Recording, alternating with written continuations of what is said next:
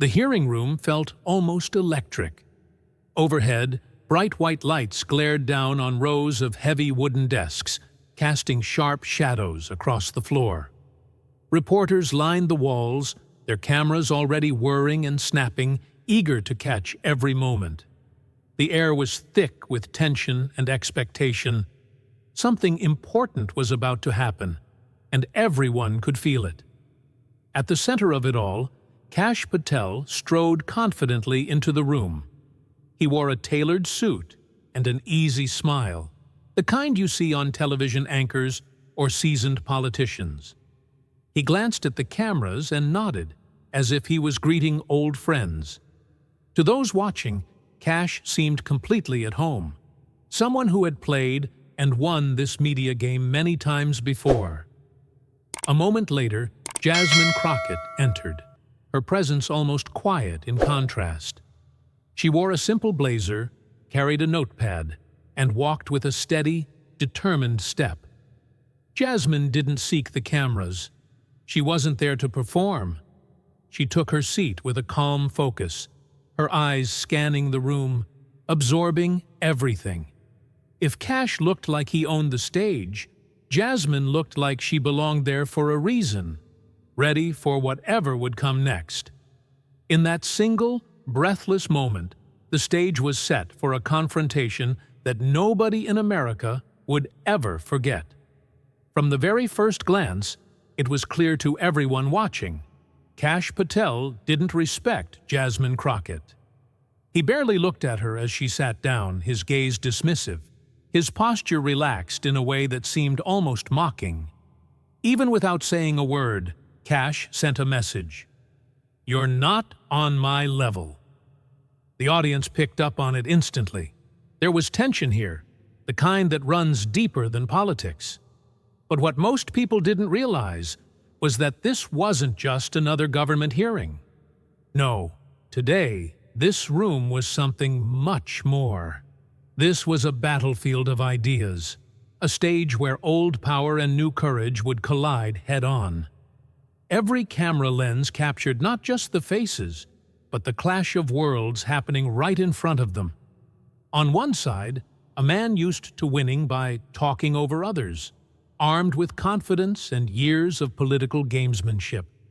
On the other, a woman who had spent her life being underestimated and had learned to turn every slight, every doubt, into fuel for something greater.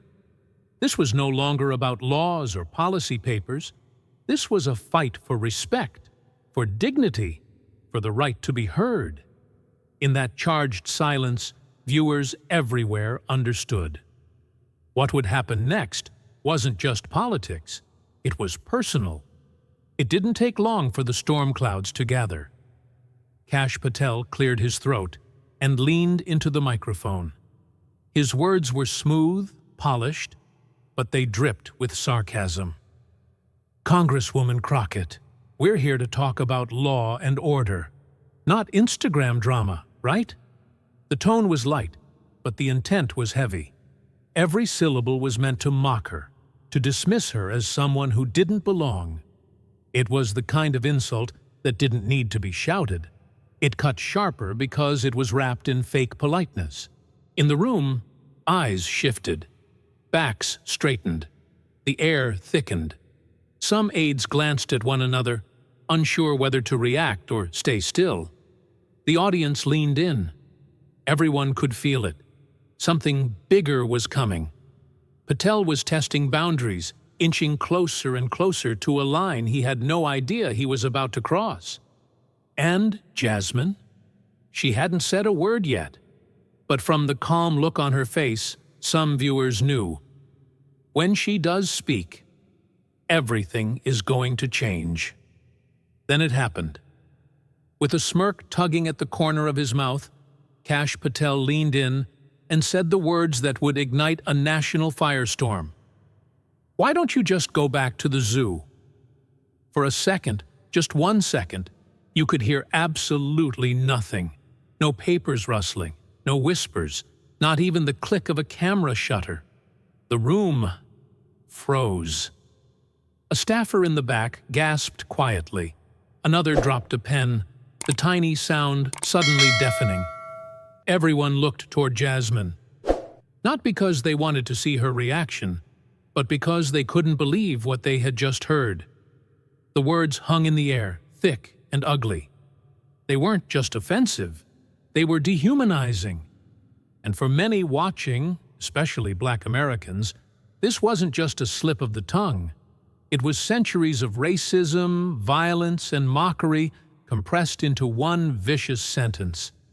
In living rooms across the country, viewers sat up straight. Some clenched their fists. Some whispered, "No way, he just said that." And others, especially older viewers who had lived through segregation, felt a deep, familiar pain in their chest. This wasn't just about politics anymore. This was personal. This was war. It wasn't just a cruel sentence. It was a loaded weapon, aimed straight at everything Jasmine Crockett represented. Go back to the zoo. Those 6 words carried more than just disrespect.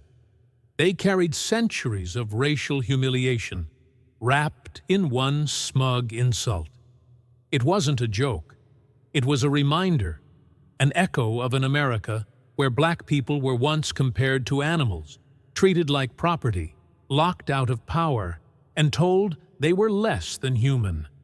In one breath, Kash Patel didn't just insult a woman, he invoked the language of plantations, of Jim Crow, of every courtroom where justice was denied based on skin color. And what made it even worse? He said it like it was clever, like it was just another sharp line in a political debate. But this wasn't a game. This was racial warfare disguised as rhetoric. And behind that sentence wasn't just Patel. It was every man who ever tried to silence a woman of color with arrogance, power, and smug superiority. The history in that room cracked open, and those watching could feel it, because many had lived it. And Jasmine Crockett? She wasn't just sitting at that table for herself. She was sitting there for generations of women who never got the mic. Jasmine Crockett didn't move. She didn't raise an eyebrow. She didn't flinch. She didn't give Kash Patel the satisfaction of knowing he had gotten under her skin. Instead, she just sat there, still, silent, unshaken. In a room full of noise, that silence spoke louder than anything else, because everyone expected her to explode, to get angry, to shout back. But she didn't. That scared them more. There's something terrifying about a woman who's been disrespected and doesn't break. Something powerful about someone who's been provoked and doesn't take the bait. Jasmine's silence wasn't weakness. It was warrior's patience. It was a storm gathering strength just beneath the surface. And the truth was, Kash Patel had no idea what was coming. But those who knew, who had ever seen injustice confronted with grace, they leaned forward in their seats. They could feel it. She was about to speak. And when she did, the room would never be the same. And then Jasmine spoke. Her voice didn't rise. She didn't shout. She didn't crack. Instead, her words came out steady, like steel pulled from fire. "Mr. Patel," she began, calm and razor-sharp, "I understand why you're confused. It must be hard to recognize integrity when you've built your career without it. No venom, no rage, just precision, like a scalpel, not a sword." And in that instant, everything changed. Because this wasn't a woman lashing out. This was a professional, a fighter, an expert in holding the line while dismantling the lie. She didn't play into Patel's trap. She dismantled it, piece by piece, with facts, with logic, with unshakable moral clarity. Patel had tried to embarrass her, but now he was the one exposed, grasping for control in a room that was slowly, completely slipping away from him. Jasmine Crockett wasn't just defending herself. She was defending truth itself. Jasmine leaned forward slightly, calm, confident, and completely in control. "Since you seem so interested in my background," she continued, "let me tell you what your research missed." And with that, she did what Kash Patel didn't expect. She didn't defend her past. She owned it. "I earned my law degree from the University of Houston. I worked as a public defender. That means I stood beside people who had no money, no power, no chance, and I fought for them anyway." You could hear it in her voice. This wasn't a resume she memorized for show. This was a life she had lived. "While some people built their names on backroom deals and TV appearances," she added, "I built mine in courtrooms, where freedom wasn't a theory. It was life or death." Patel had influence. He had access. He had political capital. But Jasmine, she had scars. She had cases. She had truth. And in that moment, truth felt more powerful than any title ever could. A few minutes ago, the silence in the room was heavy with disbelief. Now, that same silence had changed. It wasn't fear.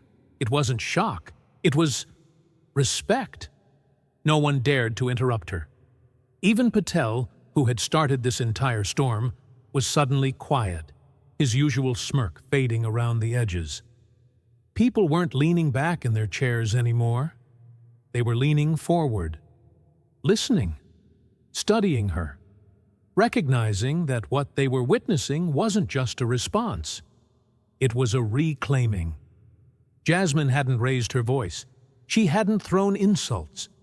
She had simply told the truth. And somehow, that truth carried more power than all the shouting in the world. The room was hers now, and everyone, whether they liked it or not, could feel it. In that moment, silence didn't belong to Patel anymore. It belonged to her. Just when it seemed like he had nothing left, Kash Patel tried one more move. A trick pulled straight from an old political playbook. He leaned forward, feigning curiosity, smug, calculated, but his voice was dripping with condescension.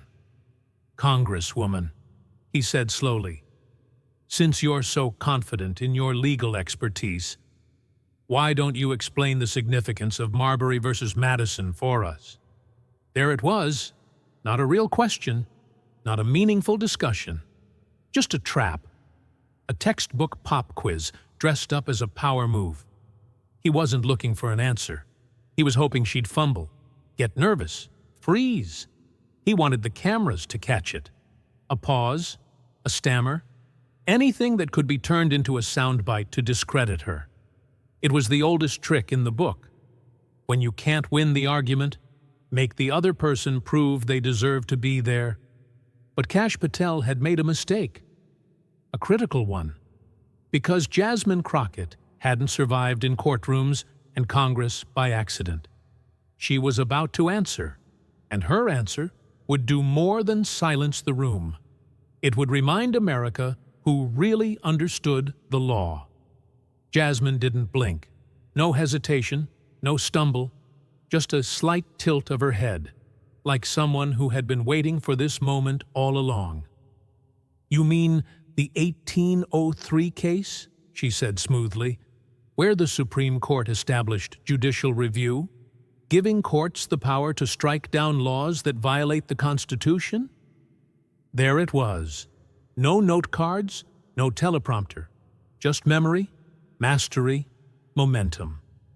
"Yes, Marbury v. Madison laid the foundation for how we understand checks and balances," she continued. "But it wasn't about power.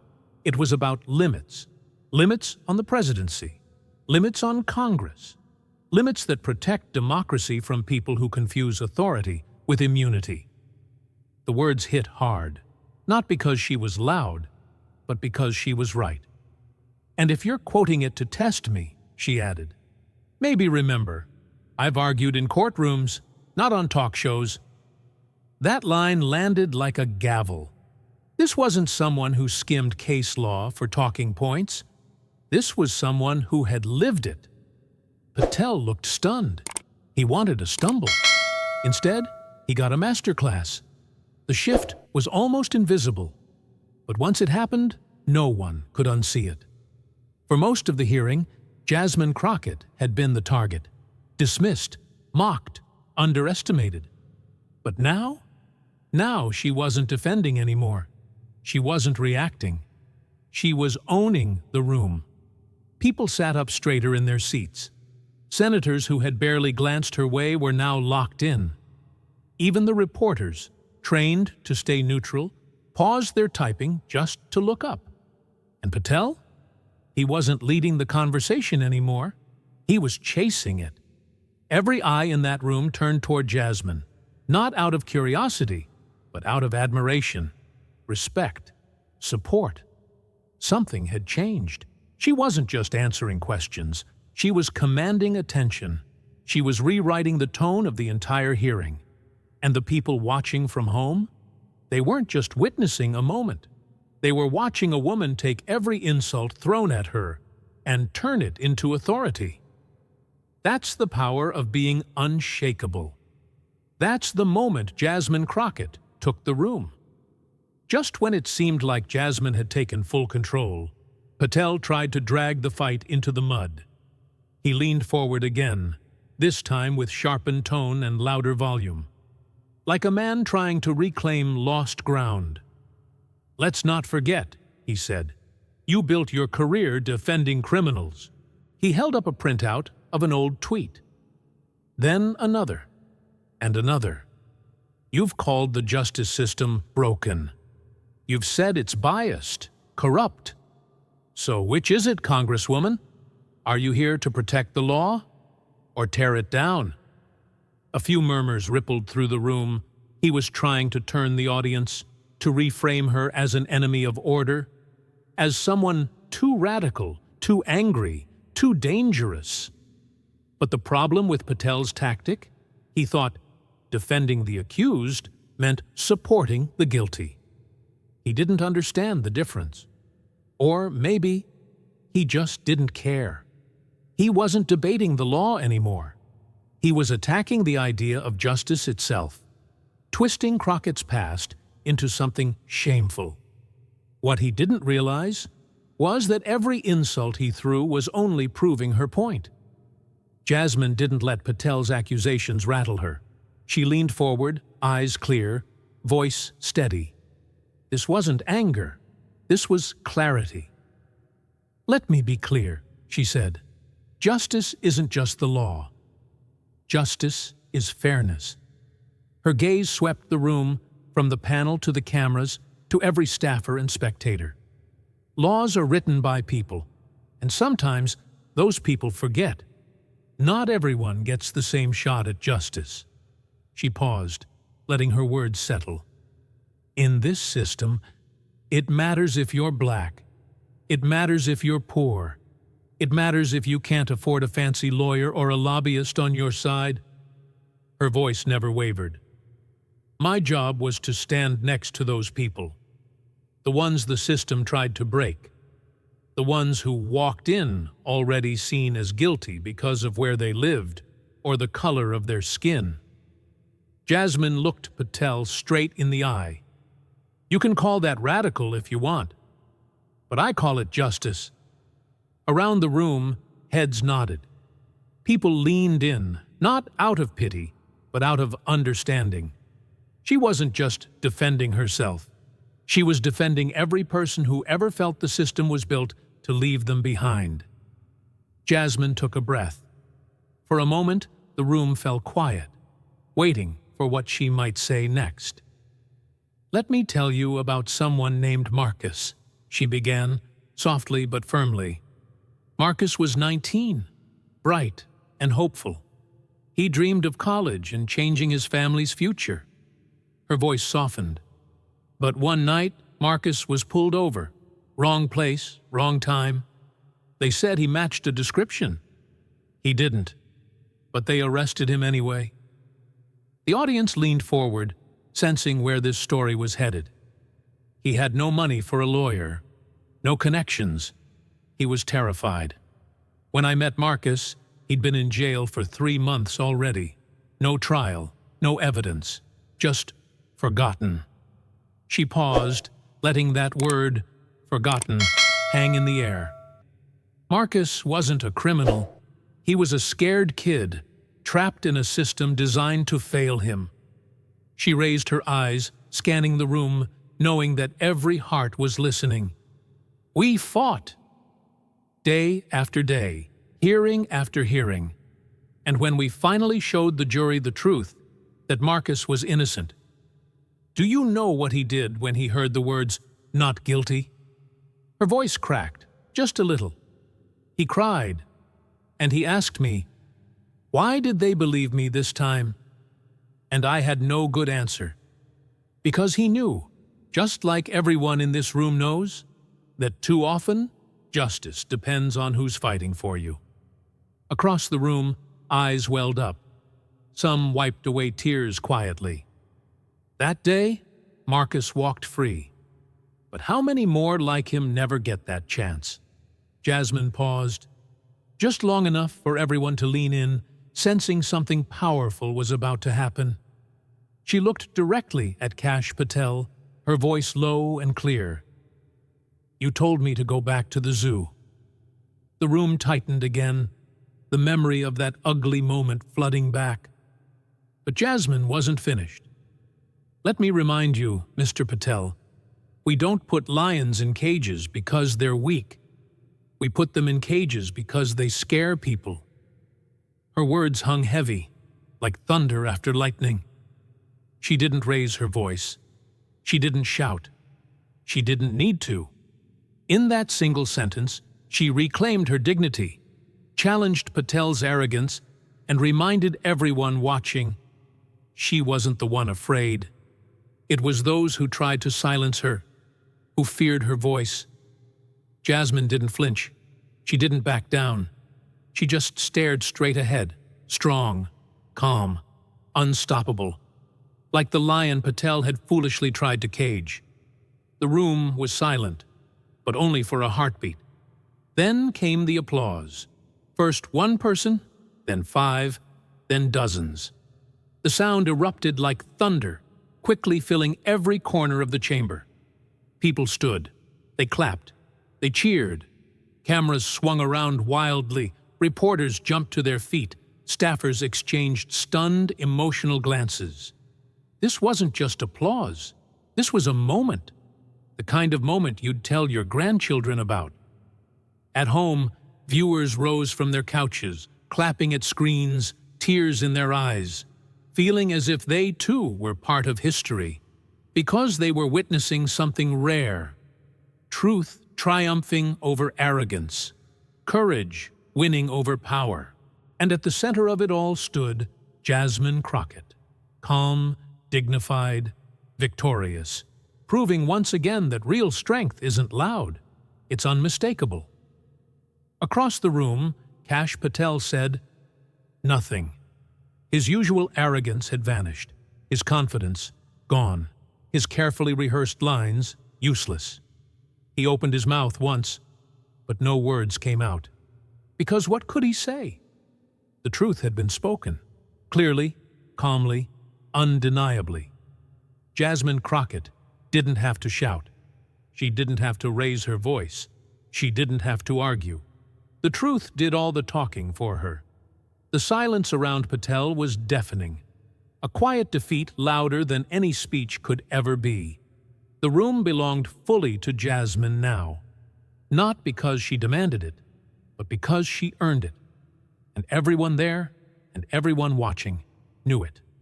Power had shifted. Justice reclaimed its voice. And in that profound quiet, Jasmine Crockett stood taller than ever before. Jasmine took a deep breath, eyes steady but soft, addressing not just the room but every unseen face behind every screen. I'm here today, she said, voice rich with quiet strength, because for too long, too many voices have been silenced. Her words filled every corner, every heart listening. I speak for Marcus. I speak for every child who fears the sound of sirens, every parent who's waited in courtrooms praying for fairness. Her voice trembled gently, honest, sincere. I speak for people you pass every day, invisible to power, unheard by those who control justice. Their stories matter. Their dreams matter. Their lives matter. She paused, eyes bright with emotion. Today, if you hear anything, hear their voices through mine. Because this fight isn't about me. It's about everyone who never got a chance to speak. Jasmine slowly turned her gaze back to Patel, voice gentle but firm. Mr. Patel, she said clearly, every word deliberate. You tried to trap me today. You thought you could embarrass me in front of everyone. A brief pause. Patel stiffened, knowing something decisive was coming. But the problem is, you came unprepared. Because what you didn't count on was someone who knows the truth, not from headlines, but from lived experience. I came prepared. You didn't. Patel's face tightened. He had no comeback. Jasmine had not only defeated him, but she had done so completely. In that instant, his defeat was total, visible to everyone watching. In the end, the room stayed quiet. But this quiet wasn't awkward. It was profound. People's eyes glistened. Hearts were moved. Jasmine hadn't just won a debate. She'd won their hearts. Not through shouting, not through spectacle, but through honesty, courage, and authenticity. Across America, viewers wiped tears from their eyes. They had witnessed not just a moment, but a lesson. That sometimes the loudest truth is spoken quietly. Jasmine stood tall, silent now, her truth echoing far beyond that room. Quiet, after all, had won the war. Sometimes, the most powerful voice in the room is the one that doesn't need to shout. Jasmine Crockett showed us that dignity, truth, and lived experience can shake even the most arrogant walls of power.